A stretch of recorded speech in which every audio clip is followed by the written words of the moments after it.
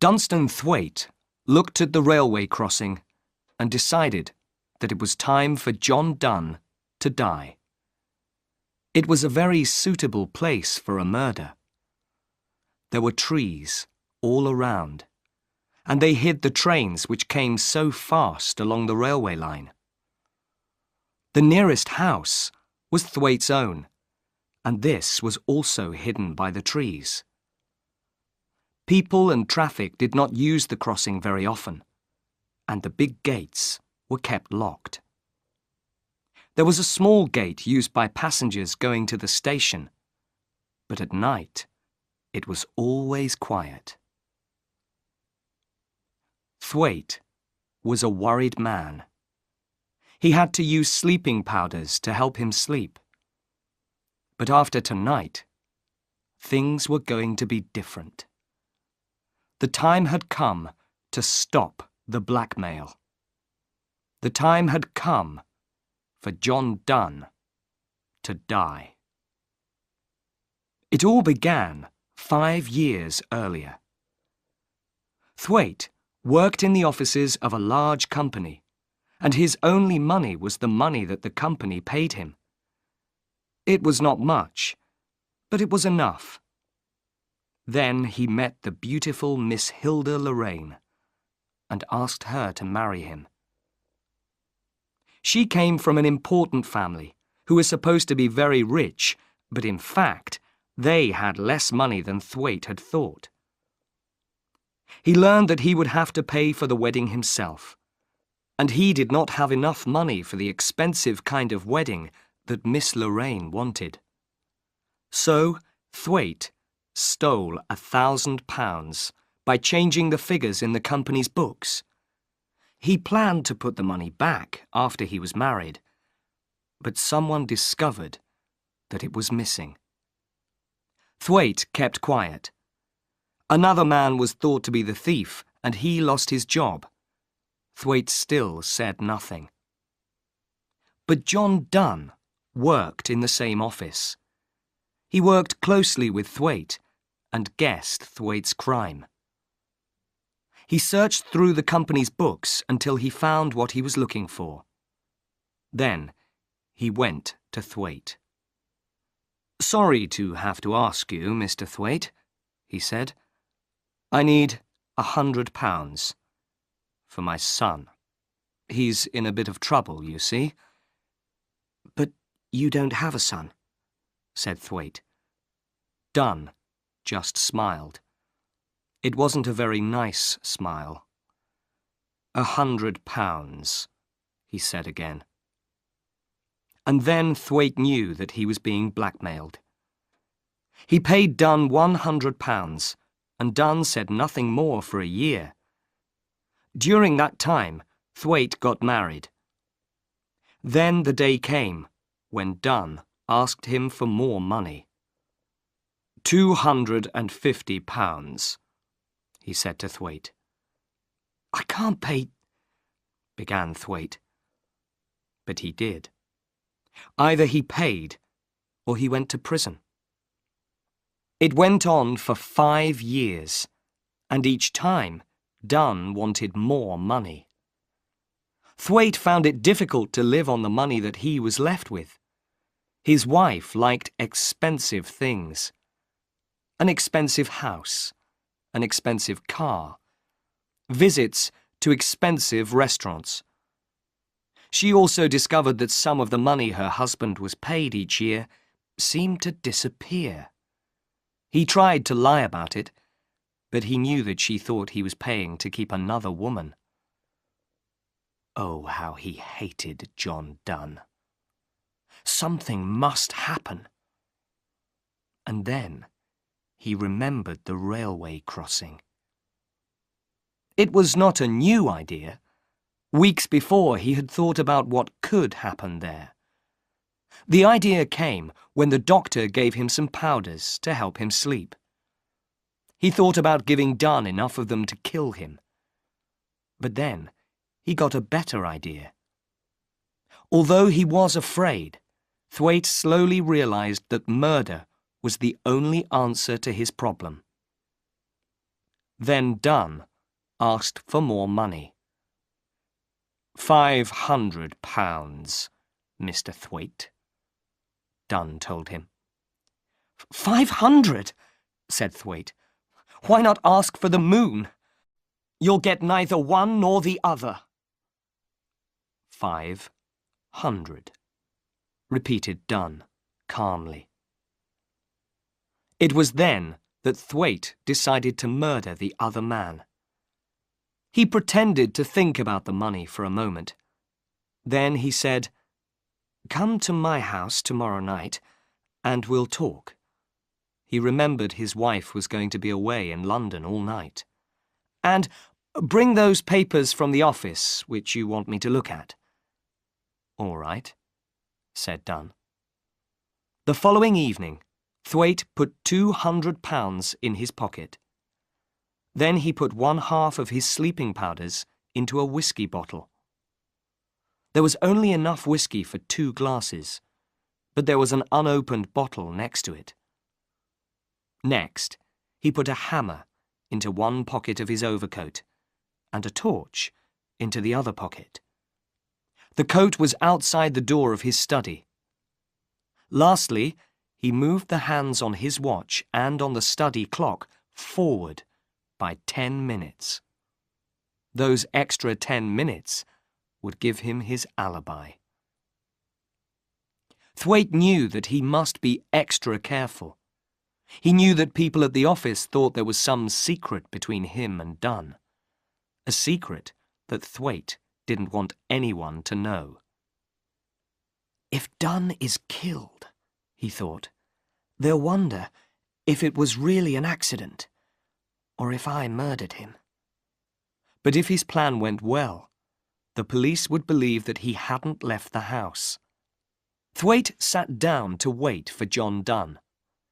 He thought about what he was going to do. Murder. He could almost see his hand holding the hammer above Dunn, could hear the awful sound of it crashing down onto the man's head. He could see Dunn's dead body.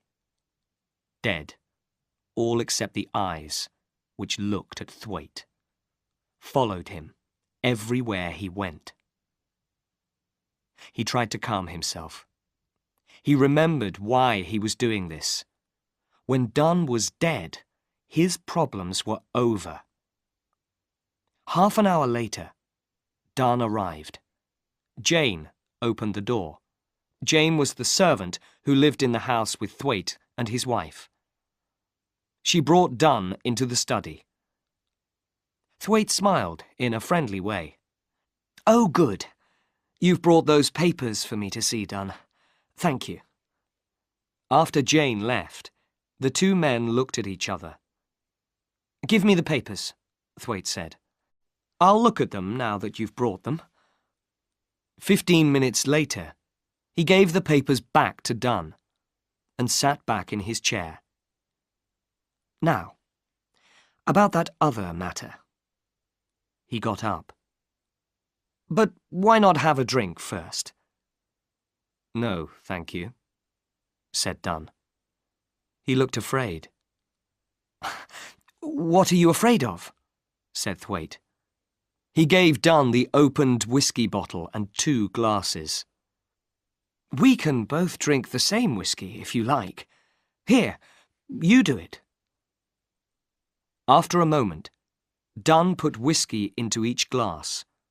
Then he waited until Thwaite drank, before he drank his own. Thwaite watched him. How long before the other man began to feel sleepy? Thwaite needed all of one sleeping powder to make him sleep, but Dunn did not usually take them. "Listen, Dunn," said Thwaite.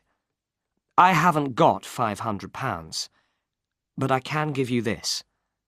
He took the money from his pocket and put it on the table. Dunn counted it. 200, he said with a laugh. "Are you trying to be funny?" "I'm not saying it will be the last," said Thwaite. "Take it now and be pleased that you've got it." Dunn shook his head. 500, Mr. Thwaite. I've told you, I can't do it, said Thwaite. And I won't do it. You can tell everyone what I did. I don't care anymore. It's been 5 years, and I've done a lot of good work for the company during that time. I saved them a lot more than £1,000. I'll sell this house and pay them back. I'll take my punishment. Then I'll go and live in another country and give myself a new name. And your wife? Said Dunn. My wife will leave the country first, Thwaite told him. She'll wait for me to come out of prison. It won't be more than 2 or 3 years. So, you can take the £200, or you can do your worst. The powder in the whiskey was beginning to make Dunn sleepy. He looked stupidly at Thwaite, and Thwaite began to worry. Had he given the other man too much? He looked at the clock. There was not much time left. Will you take it or leave it? Asked Thwaite.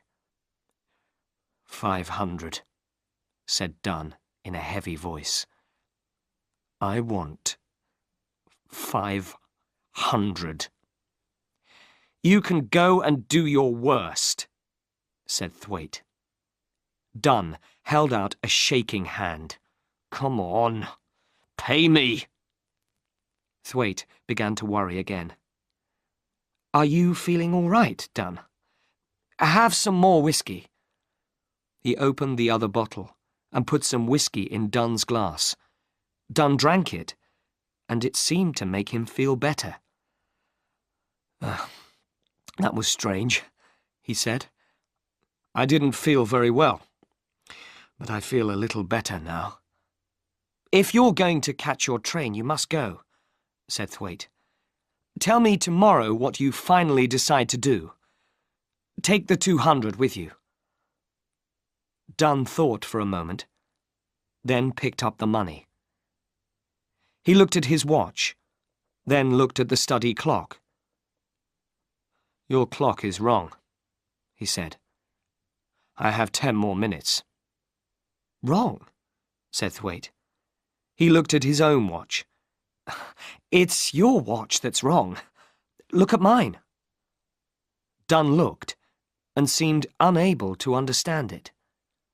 He stood up and almost fell back again. Thwaite hid a smile. This was how he wanted Dunn to be. You're not feeling well, he said. I'll take you to the station. Wait until I get my coat. Now that the time was here, Thwaite felt cool and calm. He put on his coat, feeling the hammer in the pocket, then went back into the study. We'll go out this way, he said. There was a side door from the study into the garden. Thwaite closed it silently, and it locked automatically behind him. It was his plan to return that way, go in quietly again, and then to change the clock and his watch back to the right time. Then he would shout, "Good night," and close the front door very loudly, pretending that somebody had left just then. Next, he would call Jane and ask for some coffee, making sure that she saw the clock. Then, if the police asked her later, Jane could say that Thwaite did not leave the house and that Dunn went to catch his train at the right time. It was a dry night, but very dark. A train carrying freight went slowly by. Thwaite smiled to himself. There were plenty of freight trains at that time of the night. He needed one of them to hide his crime for him. He planned to hit Dunn on the head with the hammer, then put his body on the railway line.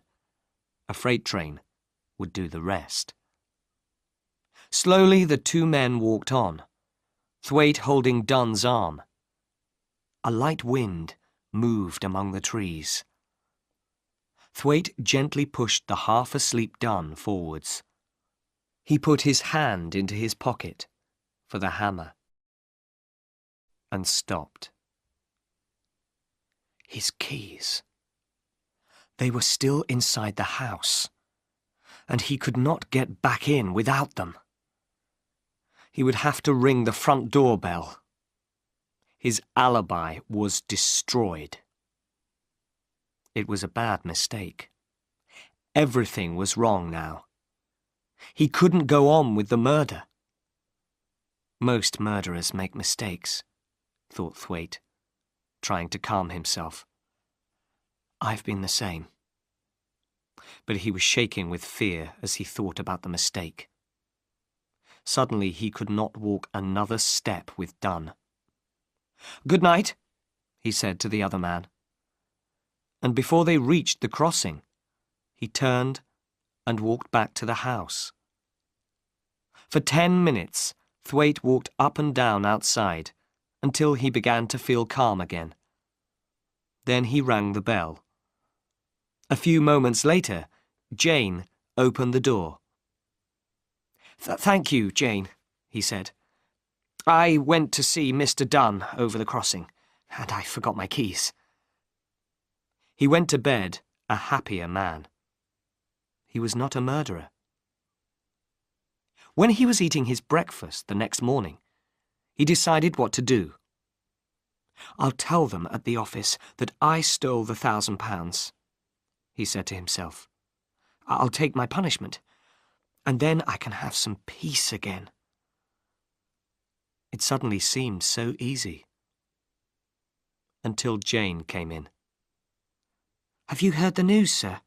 she said. "Mr. Dunn was killed by a train on the crossing last night. A man who was working on the railway line found him this morning." Thwaite slowly went white. Jane was looking at him strangely. What was she thinking?